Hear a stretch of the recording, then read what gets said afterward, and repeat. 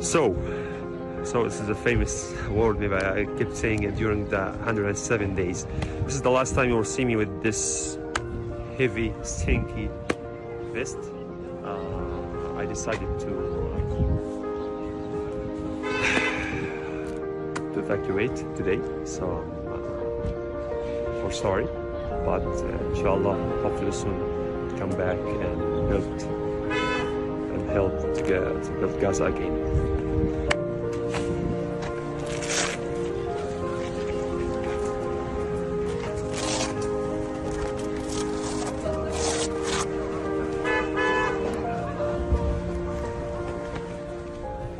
For 107 days, the world saw the horrors of Israel's war on Gaza unfold through his lens, raw and unfiltered. His followers salute him as a hero. But where to from here? How do you heal if your home, your people remain under attack? I'm Anelise Borges, and this is The Stream.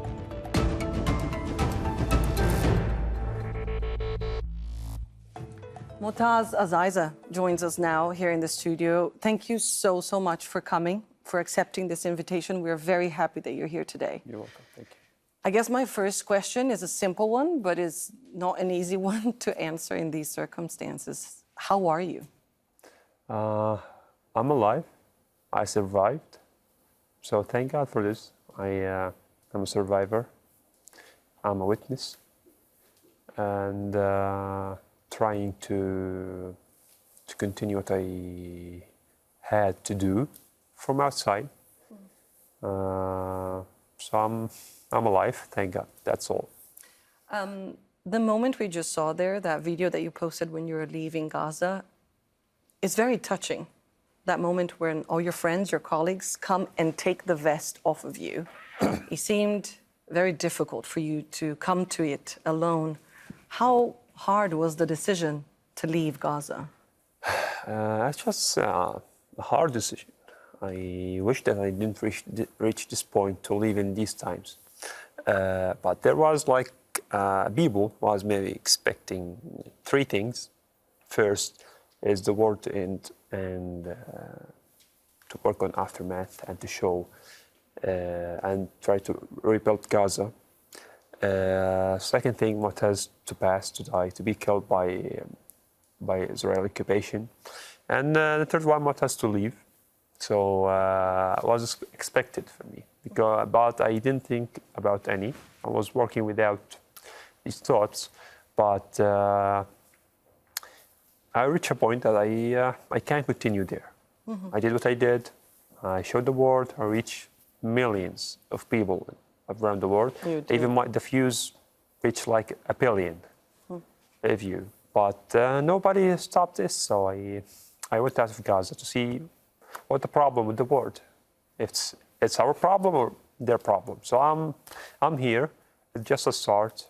I will continue till the world ends, and I will continue till I go back to Gaza to see it even look fresh.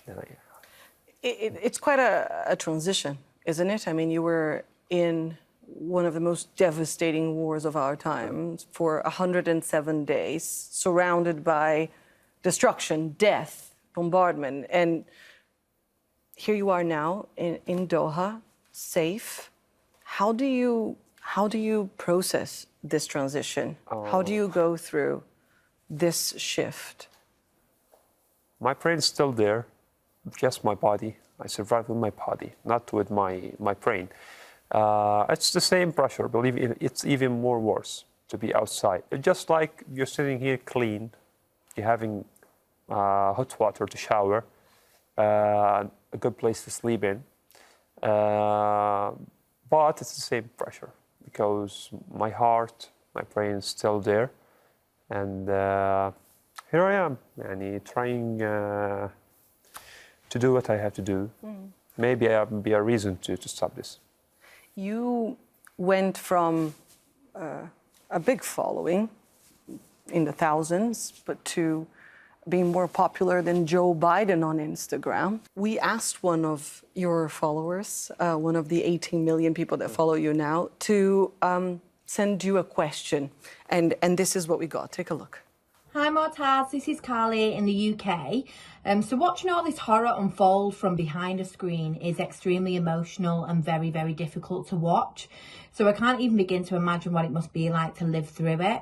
You certainly have opened the eyes to so many people in terms of what's really happening in Gaza. So my question to you would be, amongst all this chaos, what was it that kept you going? What was it that kept your strength up day in and day out? What was it that kept you going throughout these 107 days? What kept the British people to face the Nazi occupation? It's the love of the land, the love of the country. So when you love something, you fight for it, right? If you love a person and you want to prove that you love him, you fight for him, to show him. And this is the love of my land, love of Palestine. I wish to be a free Palestine. I tried to visit another regions from occupied Palestine, but for the reason, the occupation called me like I rejected for security reasons in the past February last year. So I tried. Right, you had never left Gaza. I never see anything, any part of Palestine except Gaza. When you look back to these 107 days, are there moments when you close your eyes at night? Are there specific moments and specific photos, perhaps you're a photographer, that you took that are still with you? The most terrifying pictures I never took. I never took. I never had the ability to talk, or I didn't even was able. I was shocked, so I couldn't even take the camera, take it. What I captured is the thing that I was able to film, to show. I remember like each moment in the war. I remember each bomb that I hear.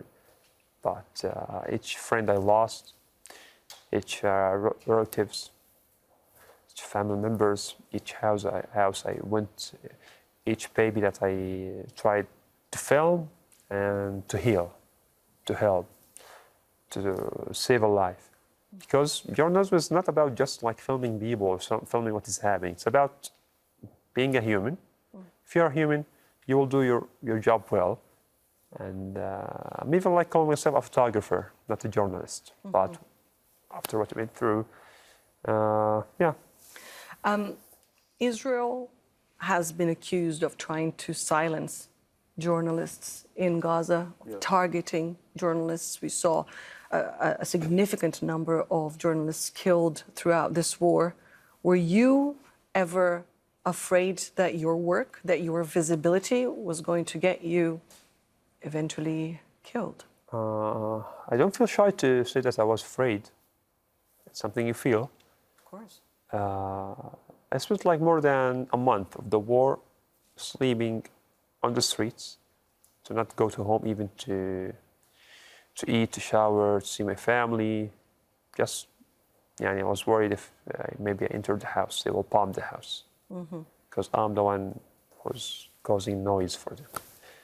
So you were afraid that they would maybe target your family as well? And, they tried me multiple times with calls, without any caller ID, like Motaz.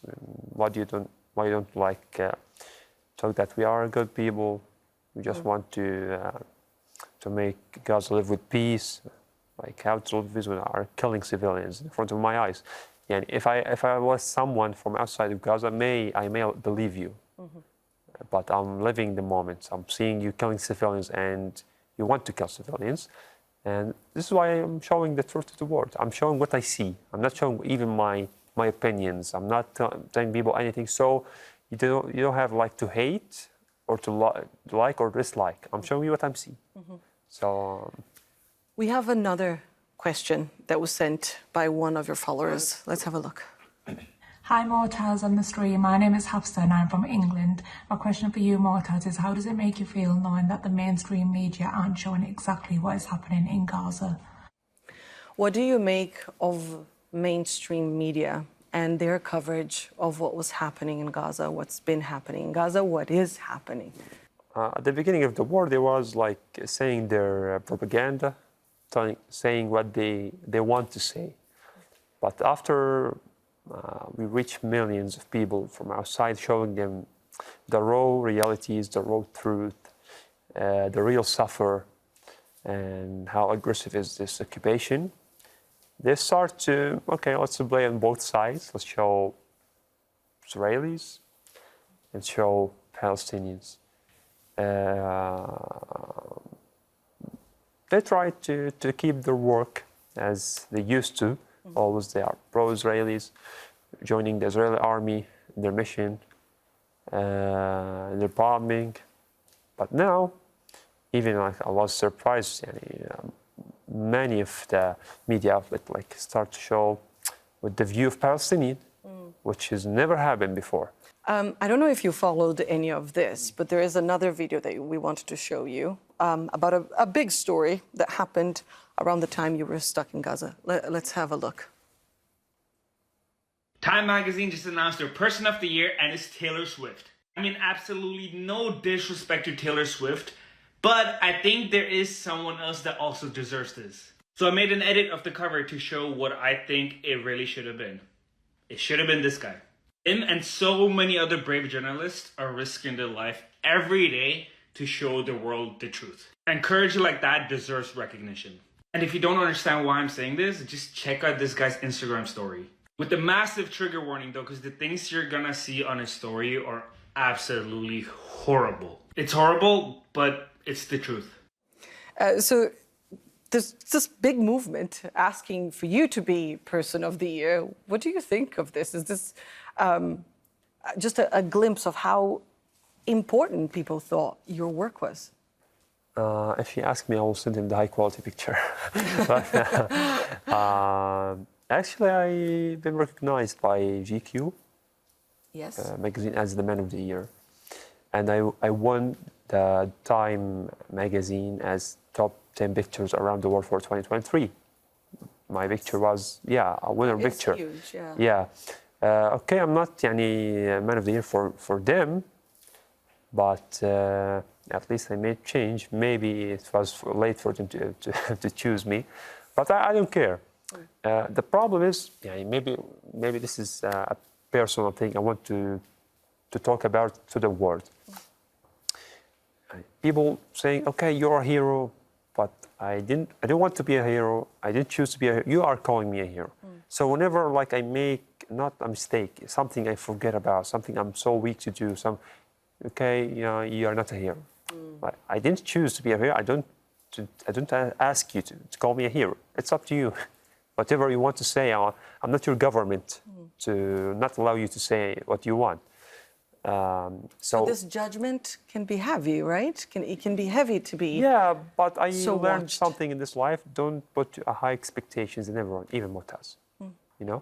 I love all the people who supported me, but I'm always scared or worried about putting them down. You also told me a powerful story about that particular photo, the photo that guy put on the cover of Time magazine. Yeah, it's from my friend. His name is Fuad. He's a photographer. He started to be his journey in life.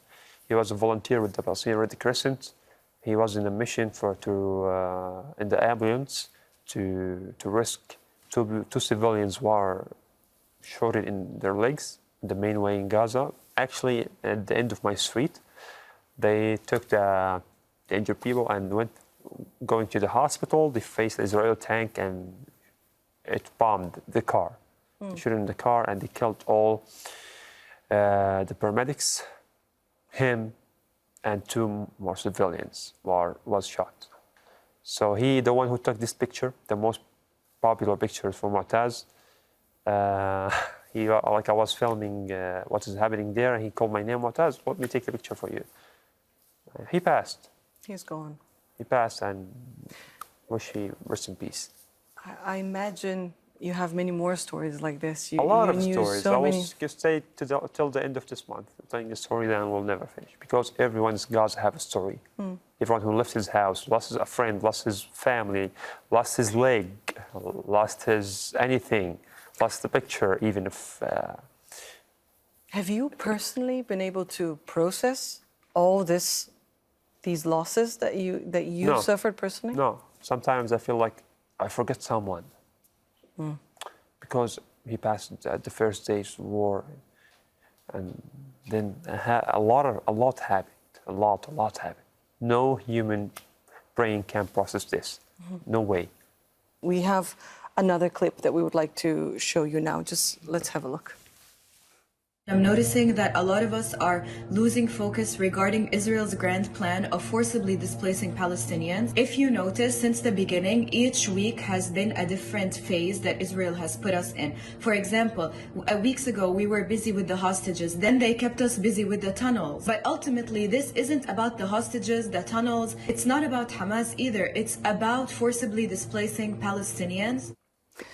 You mentioned that the decision to leave was very difficult. Do you worry about never being able to go back? Yeah.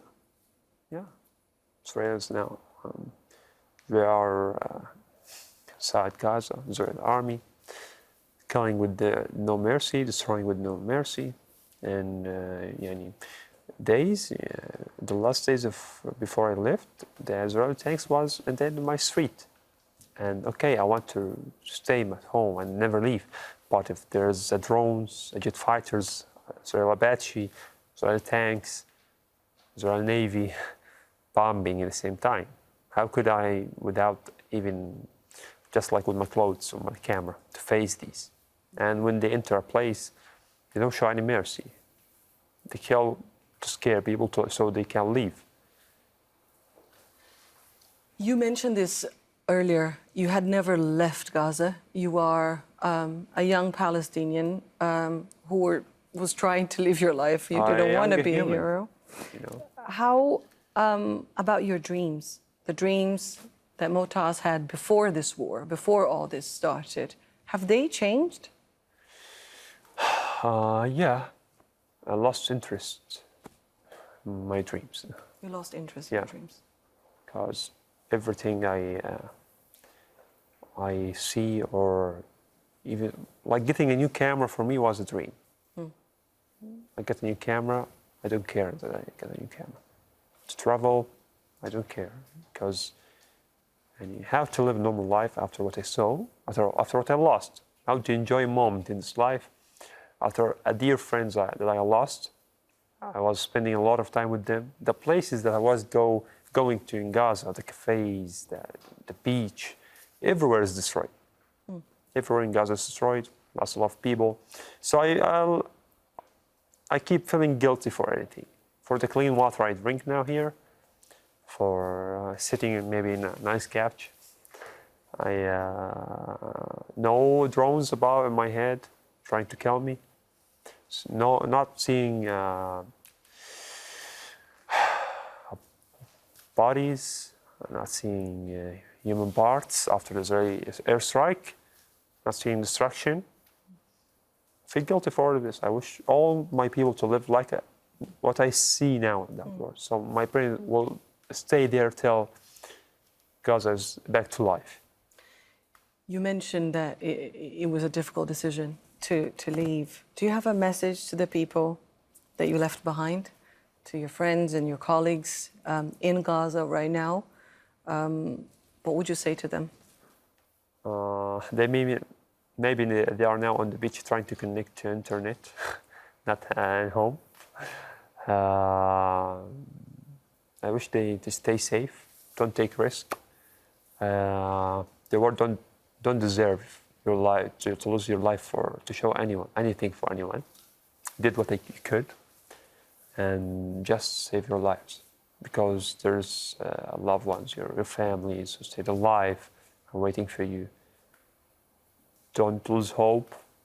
I know what you feel. It's a lot. It's a lot to process. It's a lot to live. Nobody in the whole world can live this. Nobody.